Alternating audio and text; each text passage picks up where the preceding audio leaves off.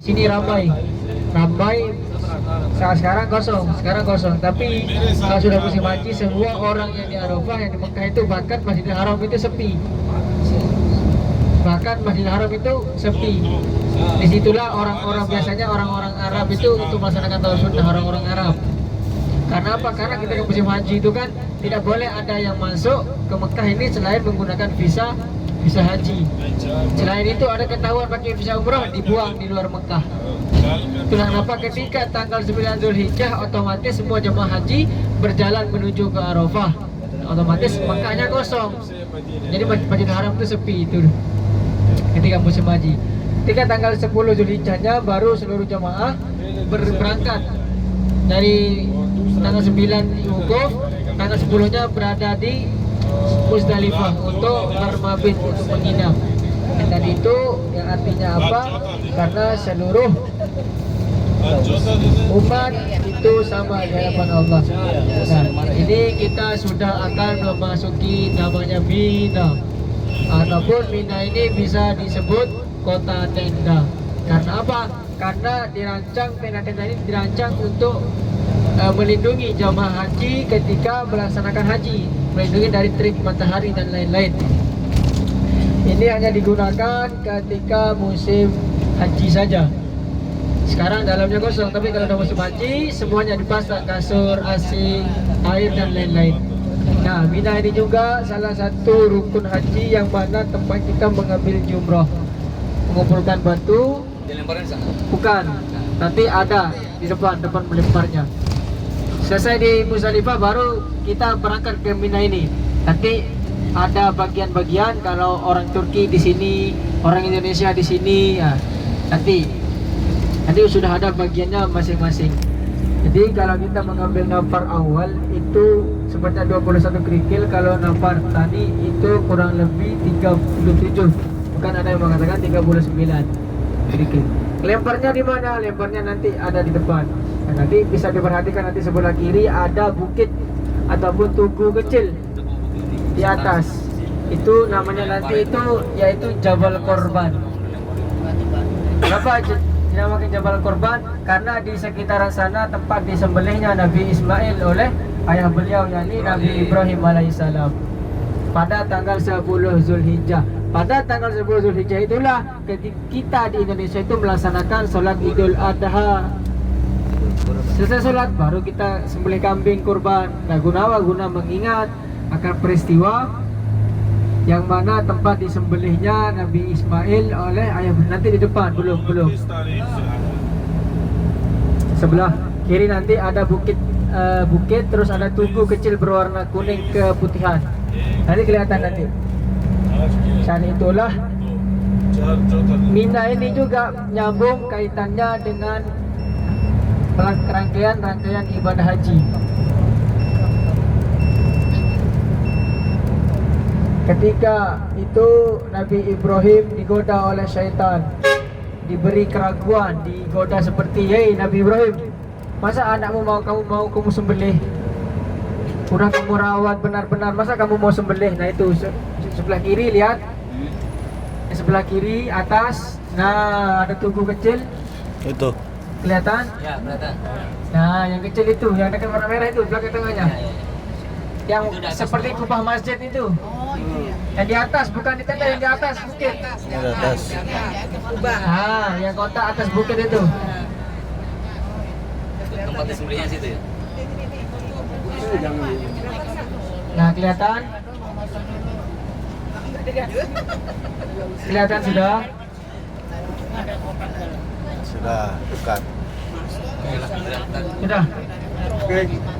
Itu dinamakan sebagai penanda di saat di kawasan sana tempat disembelihnya Nabi Ismail oleh Nabi Ibrahim. Di saat itu Nabi Ibrahim digoda oleh syaitan.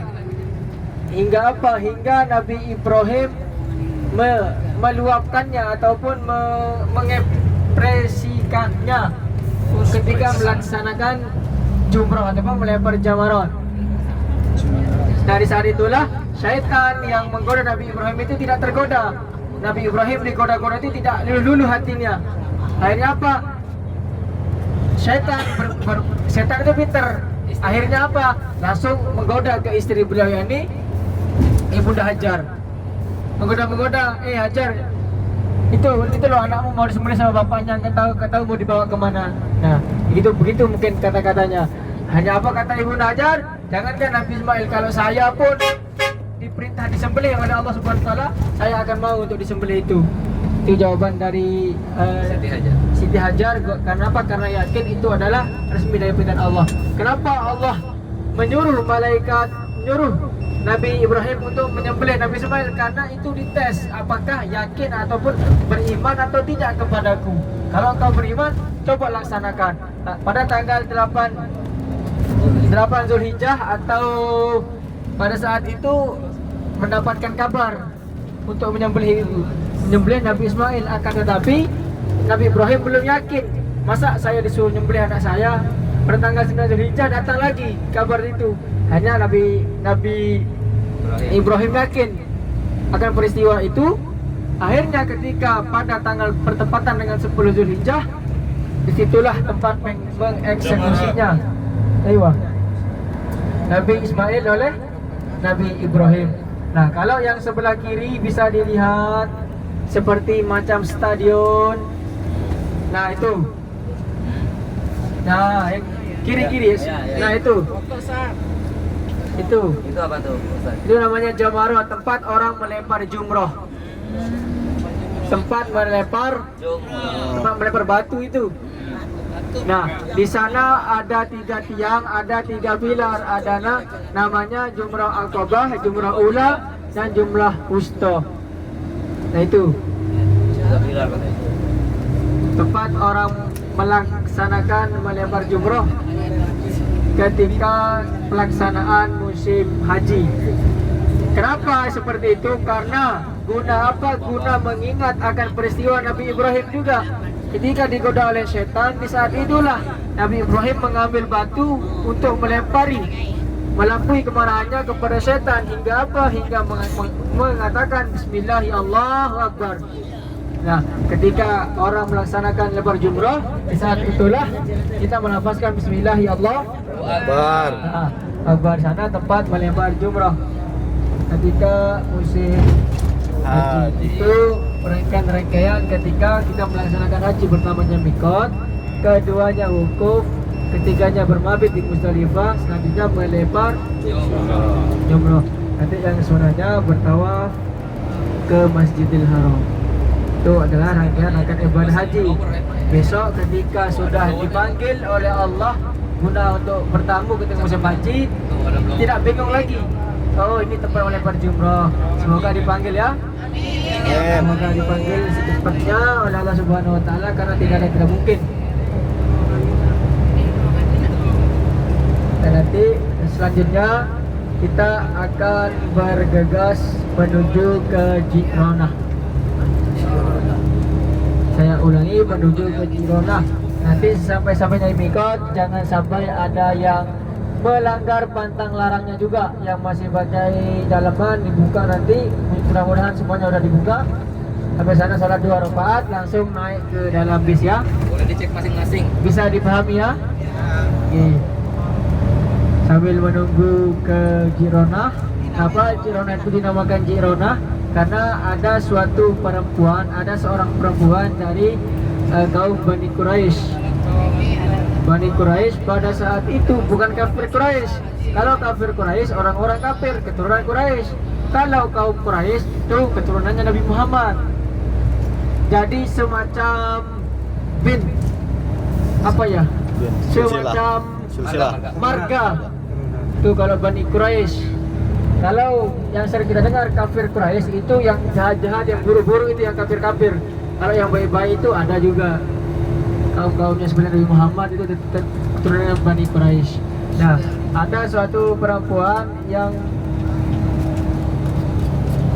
pada saat itu ketika terjadi peperangan, namanya peperangan Hunain, di saat itulah Rasulullah SAW menang di kawasan peperangan itu. Akhirnya apa? Rasulullah ketika mau balik ke Mekah, di saat itulah Rasulullah ingin melaksanakan ibadah umrah. Perempuan itu yang biasa kita kenal dengan Ji'rana. Itulah kenapa tempat itu di salah satu tempat mikot. Karena ketika selesai perang, Rasulullah ingin kembali ke Mekah dengan rasa tenang dan aman dan rasa syukur kepada Allah. Di saat itulah Rasulullah ingin melaksanakan ibadah umrah guna untuk memuliakan hari itu.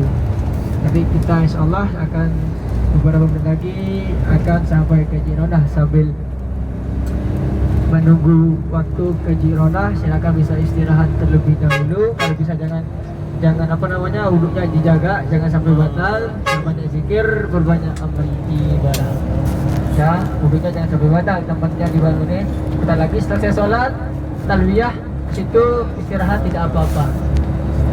Ya, sekian dari saya. Assalamualaikum warahmatullahi wabarakatuh.